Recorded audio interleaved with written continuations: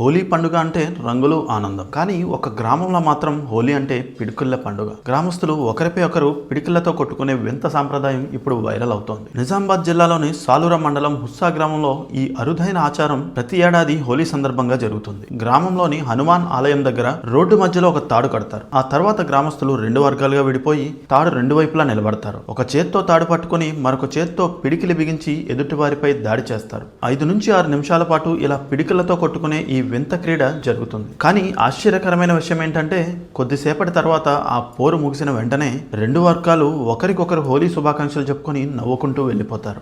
సాంప్రదాయం పేరుతో జరిగే ఈ వింత ఆచారం ఇప్పుడు సోషల్ మీడియాలో చర్చనీయాంశంగా మారింది.